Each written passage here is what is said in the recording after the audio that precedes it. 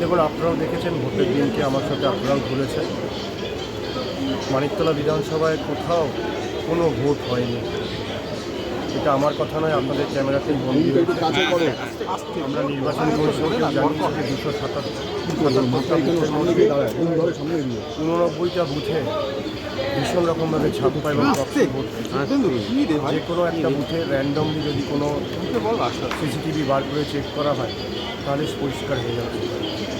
কিন্তু 277টা বুথের মধ্যে থেকে 206টা বুথের বুথ এজেন্টদের মেরে বার করে দেওয়া হয়েছে।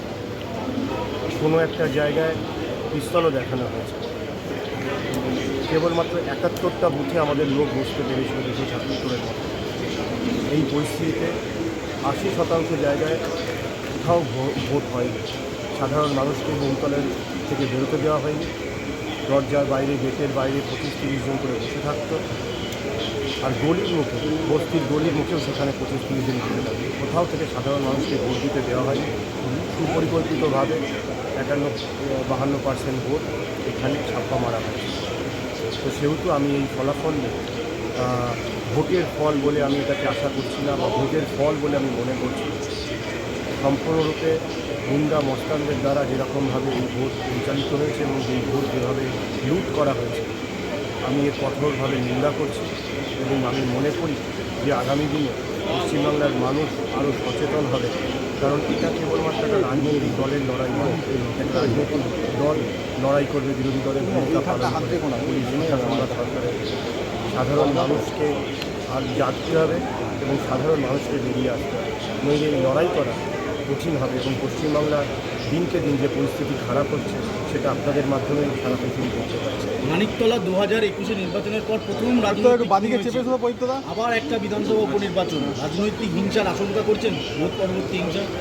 দেখুন, ভোটের দিনকেই যে হিংসা হয়েছে আমি আপনাদের চ্যানেলকে আগেও জানিয়েছি। আমারও মৃত্যু হতে পারে।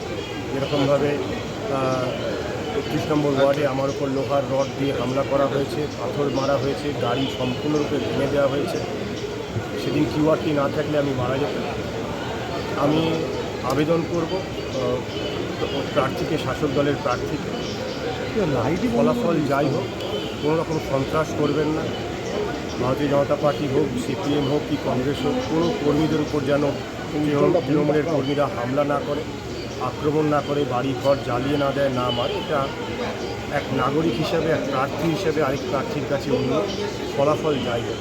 এবং আমি যদি কোনো সন্ত্রাস হয়, কোনো মারামারি হয়, আমি আমার কর্মী কার্যকর্তাদের পাশে দাঁড়াবো।